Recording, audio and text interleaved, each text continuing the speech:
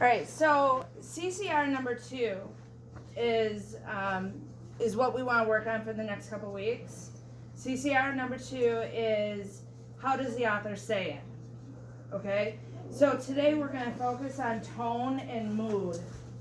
So we're going to look at what tone does the author use in this piece. So how are they saying it? How are they getting their point across?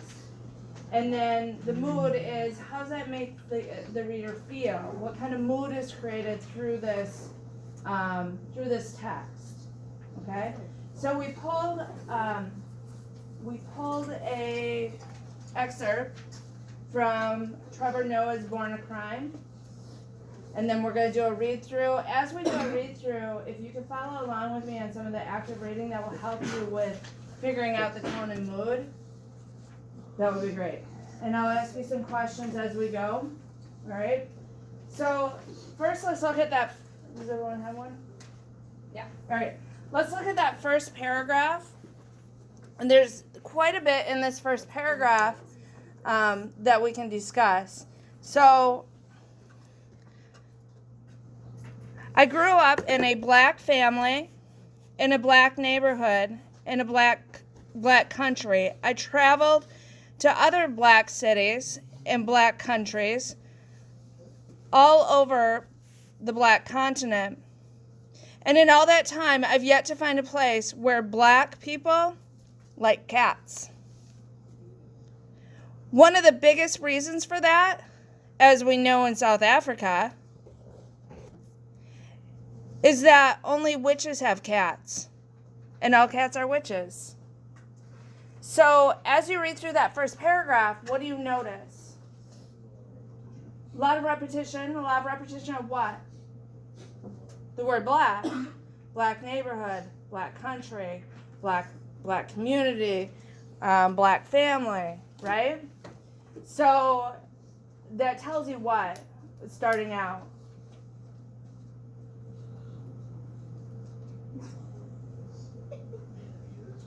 Yeah, it tells you it's going to be about something with the black community, the black culture, right? Specifically, what black culture?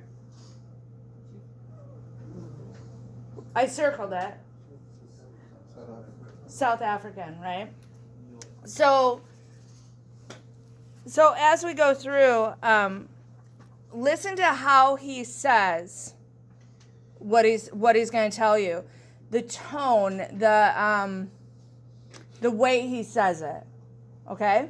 Yeah, what is his attitude Yeah. toward what he's talking about? Right, that's technically tone.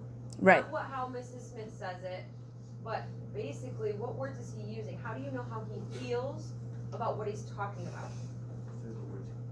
But yes, look for the words that he uses and the way he uses them, okay?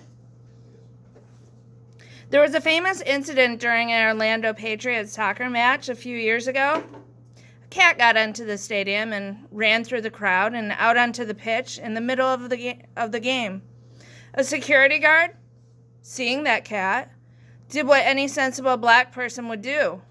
He said to himself, "The cat is a witch." He caught the cat, and live on TV, he kicked it and stomped it and beat it to death with the stembok of the hard leather whip. It was front page news all over the country. White people lost their shit. Oh my word, it was insane. The security guard was arrested and put on trial and found guilty of animal abuse. He had to pay some enormous fine to avoid spending several months in jail. What was ironic to me was that white people had spent years seeing video of black people being beaten to death by other white people. But this one video of a black man kicking a cat, that's what set them over the edge. Black people were just confused. They didn't see any problem with what the man did. They were like, obviously the cat was a witch. How else would a cat know how to get onto our soccer pitch? Somebody sent a jinx on the other team. That man had to kill the cat. He was protecting the players. In South Africa, black people have dogs. So if we look at those two paragraphs, how do those two paragraphs make you feel? How does the author make you feel? What are some feelings that you got from that?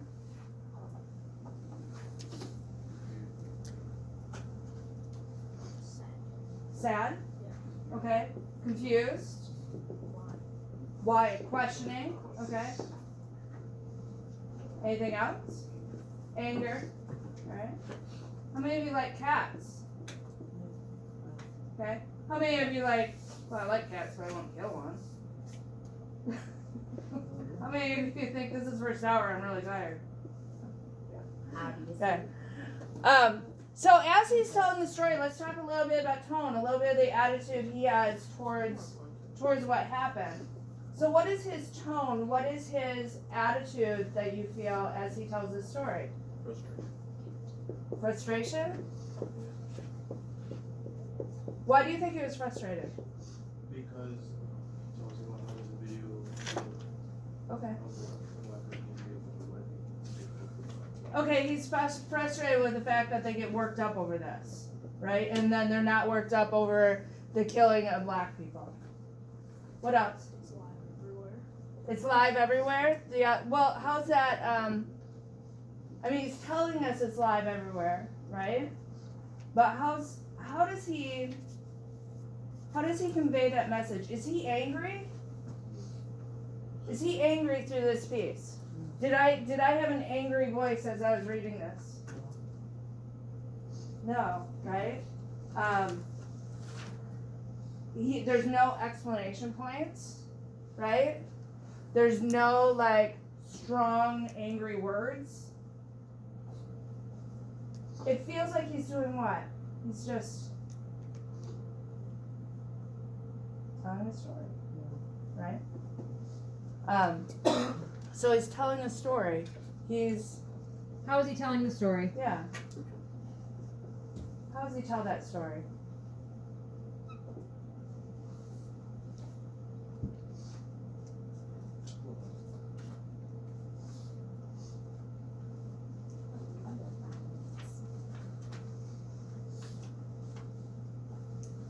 How does he tell the story of the cat? He doesn't tell it angrily. Does he tell it? In shock? You think he's in shock? How would you Well, I support like that? shock. What? My word, it was insane. Oh my word, it was insane. Okay. So in shock that they. Who Well, did? it was in shock what? Yeah. You're onto something. Yeah. Who was in shock? Or why was he in shock?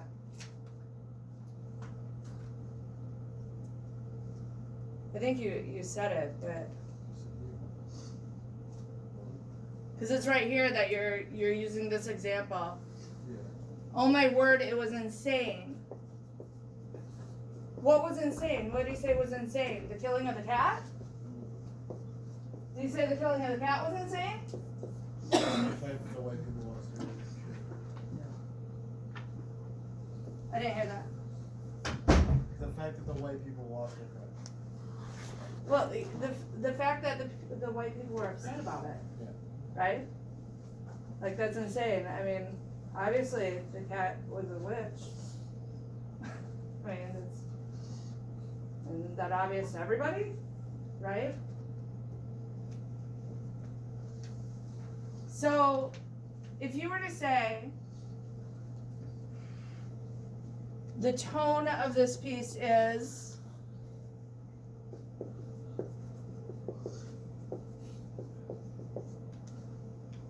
The tone of this piece is, there it says not angry, it's not sad.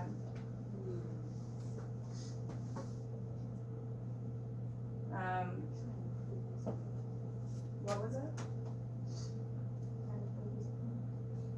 Trying to, yeah. That's good. Trying to prove his point. So the tone is just matter of fact.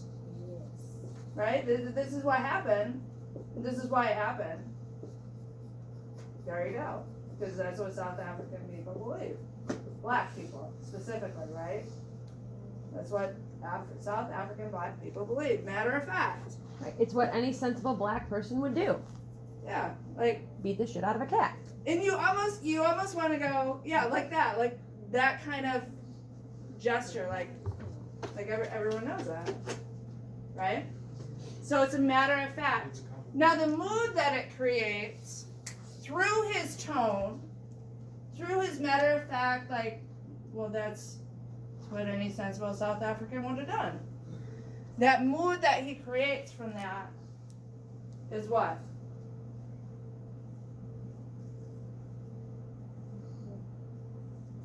You guys said it. You said there was a little bit of sadness there. Yeah. I mean, the cat didn't just get killed. He got kicked, stomped, and beat with a hard leather whip. Right. So that Okay. mood he creates is a little bit of sadness. You said confused, anger. And I think the confusion when he's talking about this, can we agree that that confusion comes more from